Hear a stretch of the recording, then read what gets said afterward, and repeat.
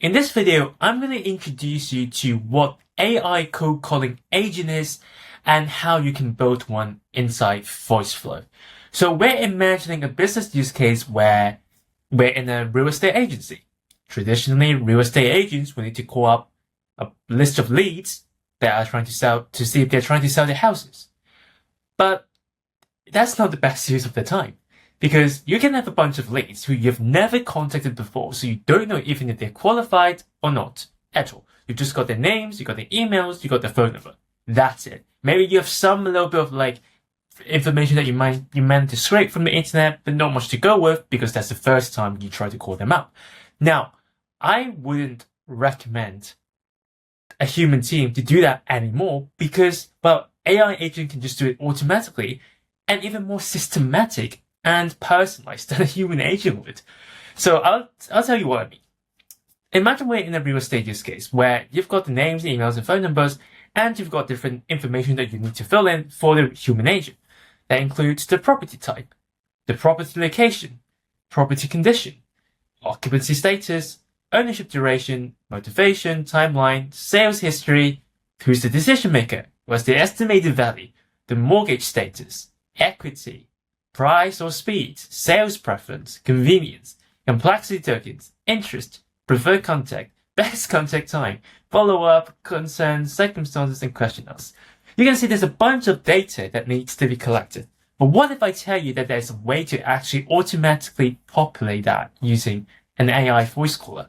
Well, I'm going to do that in this video. So we're going to go ahead and actually try to trigger this call.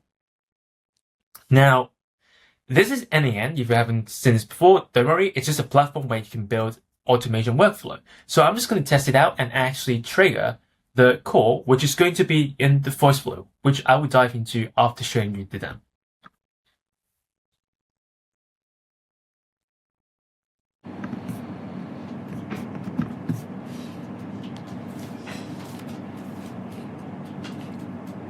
Have a trial account. You can remove this message at any time by upgrading to a full account. Press any key to execute your code.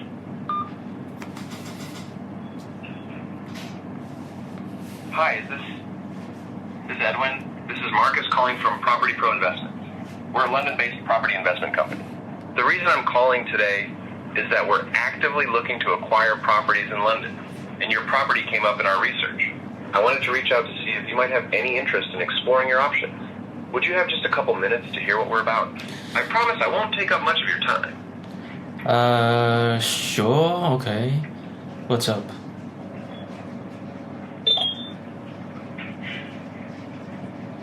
I really appreciate your time, Edwin. Let me briefly explain what we do and see if there might be a fit. Brilliant. So, as I mentioned, we're Property Pro Investments, and we specialize in helping property owners across London explore their options. We work with people in all sorts of situations. Some want a quick sale, others are looking to maximize value, and some are just curious about what their property might be worth in today's market. Can you tell me a bit about your property? Is it a house, flat, or something else? I mean, who said I'm even interested in selling?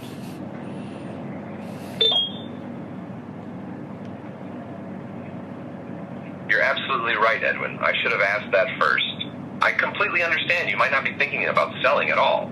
I suppose what I'm curious about is whether you've ever wondered what your property might be worth in today's market, or if there are any aspects of your property situation that you've been thinking about. Sometimes people aren't actively looking to sell, but are just curious about their options. No pressure at all. If you're perfectly happy with your current situation, I totally get that. But if you've ever had any thoughts about your property, even just out of curiosity, I'd be happy to share what we're seeing in the London market right now. What's your take on that? I mean, sure, go ahead, I guess, I am curious about the London market, so maybe just walk me through what's going on.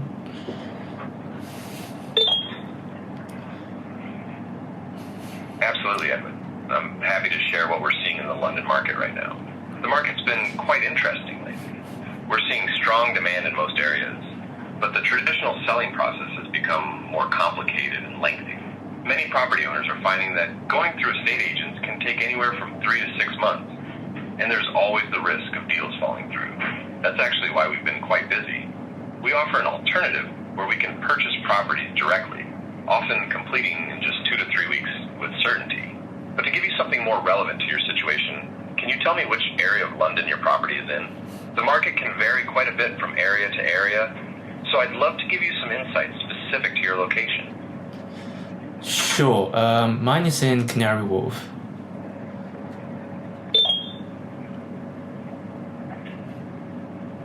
Canary Wharf, that's a fantastic area. We see a lot of activity there, especially with all the financial district developments and the transport links. The Canary Wharf area has been quite strong, particularly with the Elizabeth line now fully operational. We're seeing good demand from both investors and owner-occupiers in that location. Is your property a flat or a house? And are you currently living in it, or is it an investment property that you're renting out? I ask because we're seeing different trends depending on the type of property and how it's being used. I mean, it's currently I'm living in it. It's like a flat, but like I'm not in it full time. So like sometimes I'm not. Most of the time, like almost like half the year, I'm not in that property anyway. So like there is a discussion whether like I just want to know kind of how much it's worth right now, like the flat I'm living in.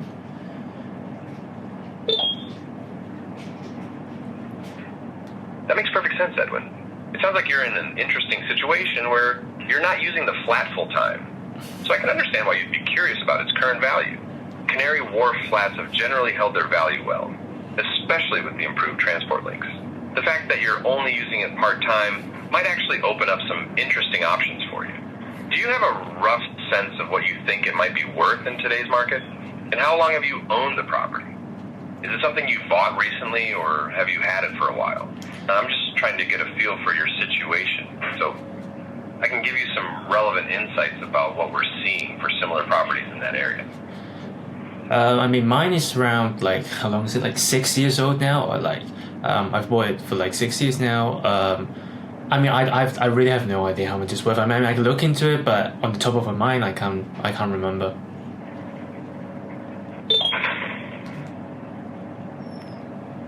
No worries at all, Edwin. That's completely normal.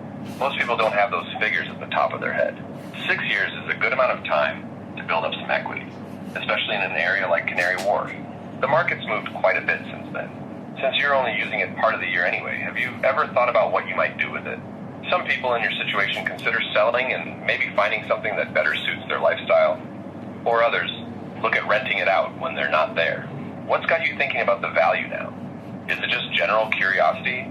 Or is there something about your situation that's making you consider your options? Yeah, I mean, for my situation, I'm just kind of curious, like, it's kind of a waste that half of the time I'm not here, right? So yeah, I might be looking for renting it out in the future, but it's just something on top of my mind. But I'm definitely not kind of selling it at the moment, like, at least I'm not ready for selling it at the moment.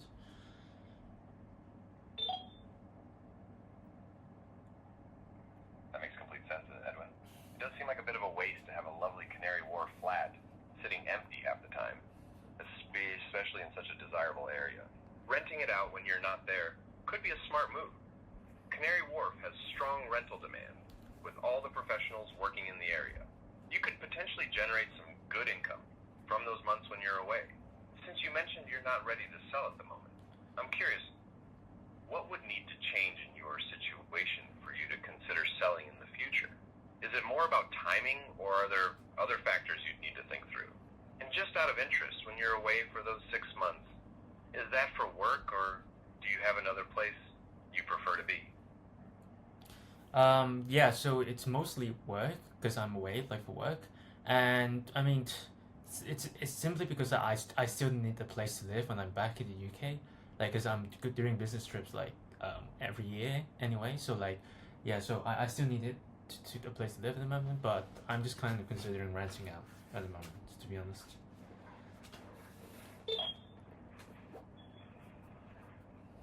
That makes perfect sense, Edwin. Having a base in London when you're back from business trips is really important. And Canary Wharf is such a convenient location for that. Renting it out while you're away sounds like it could work well for your situation.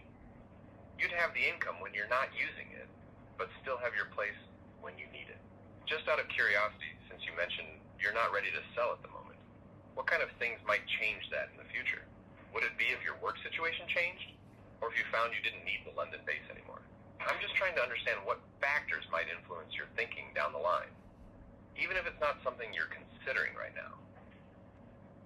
I mean, it really depends. Maybe I find a better place to live in other areas. I don't know.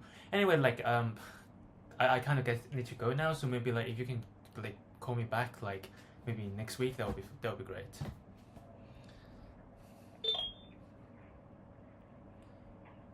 Absolutely, Edwin. I completely understand you need to go. It sounds like you've got a good setup in Canary Wharf, and renting it out while you're away could be a smart move for now. If your situation changes in the future, maybe if you find somewhere else you'd prefer to be based, it's good to know what options you have. I'd be happy to give you a call next week. So as you can see, this is pretty much how it goes. I mean, obviously there's still improvement that can be made in the template, but this is just going to demo to give you an idea what it looks like. So essentially, you have these kind of agent, but you have a supervised agent. This is basically you extract the phone number, you get the user's phone number, and you extract the data from this sheet, from the phone number, and it will be then passed into supervised agent, which job, to be honest, is just to get the conversation going. It's like a introduction call. It's the first 5 minutes of a sales call. It's like a building rapport with the customers. So you can see that you have different languages, routing actions, and different way that you should say things, avoiding being suspicious, etc. So there's very detailed guidelines that you need to use, because within the agents tab in Voiceflow, you need to be as detailed as possible, because that will be your entire brain of how the AI is going to think. And we have two choices, right? So you can either route to the lead qualification agent, which is triggered is when you like to connect with the customers that they're free for chat, is to route them to the lead qualification agent, right? So the lead qualification is actually the brain behind the conversation that you heard just now. And then you have the appointment scheduling agent, which is the user doesn't want to talk right now, but want to schedule a callback, which is not the case here. So think of the supervisor agent just like an introductory greeting, and very quickly it would then, based on what the user said, route them to the appropriate agent. For the lead qualification agent, it's very similar in terms of the writing, but it would do a bunch of lead qualification questions, asking about the property basics, doing a property assessment, locations, property conditions, etc. It will also do a bunch of discovery, like selling consideration, timeline, previous attempts, market knowledge, decision factors, pain point, financial qualifications, solution alignment, etc. So you have a bunch of different questions that the AI, the sales agent, is supposed to ask the human. A bunch of questions to kind of get to know the user a little bit better.